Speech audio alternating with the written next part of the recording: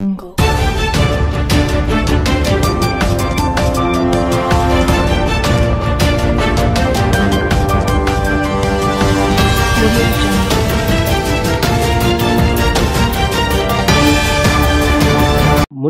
Engineering workers సమస్యలు పరిష్కరించాలని వారు సొమ్ముబాట పట్టారు. రాష్ట్ర యూనియన్ నిర్ణయం మేరకు కర్నూలులో ఇంజనీరింగ్ వర్కర్స్ సమ్మెలో పాల్గొన్నారు. నగరపాలక స్థలం కార్యాలయం ముందు వారు డిమాండ్లు పరిష్కరించాలని వాళ్ళు నినాదాలు చేశారు. గత ప్రభుత్వంలో కార్మికులకు తీవ్ర అన్యాయం జరిగిందని, 12,000 రూపాయల కన్నా ఎక్కువ జీతం తీసుకుంటున్నారని, ప్రభుత్వం నుంచి వచ్చే సంక్షేమ పథకాలు నిలిపివేశారని వారు తెలిపారు. 20 సంవత్సరాలుగా పనిచేస్తున్న కాంట్రాక్ట్ ఉద్యోగులను రెగ్యులర్ చేయలేదన్నారు. కూటమి ప్రభుత్వంలోనైనా న్యాయం జరగాలని వారు కోరారు.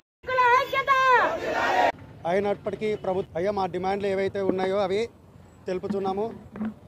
మేము మున్సిపల్ ఇంజనీరింగ్ సెక్షన్ గత 25-20 సంవత్సరాల నుంచి చేస్తున్నప్పటికీ సరైన వేతనాలు లేవు, పర్మనెంట్ లేదు. గత ప్రభుత్వంలో మాకు రావాల్సినటువంటి ప్రభుత్వ సంక్షేమ పథకాలను, అలాగే మా తల్లిదండ్రులకు రావాల్సినటువంటి పింఛన్లను కూడా నిలిపివేయడం జరిగింది.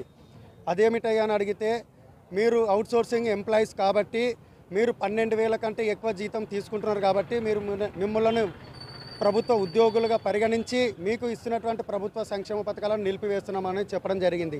అయితే మున్సిపల్ విభాగంలో మున్సిపల్ కార్మికులలో 2వ విభాగం అయినటువంటి పిహెచ్ కార్మికులు అయితే పారిశుద్ధ కార్మికులకు మాత్రము వారికి అలవెన్స్ అంటే ఆరోగ్య భృతి ఇస్తూ వారికి మాత్రము ప్రభుత్వ సంక్షేమ పథకాలను అమలు చేయడం జరిగింది.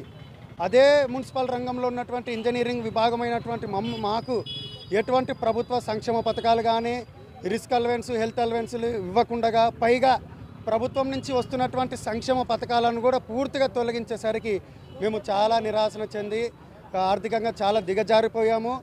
వేరే గత్యంతరం లేక మేము గత ప్రభుత్వంలోంచి మొరపెట్టుకున్నా, ఇప్పుడున్న కూటమి ప్రభుత్వం నుంచి మొరపెట్టుకుంటున్నా మాకు ఎటువంటి స్పందన రాలేదు. పూర్ణ సమ్మె విధులను హాజరు కాకుండా బయటకు వచ్చి చేయుటకు సిద్ధంగా ఉన్నాము.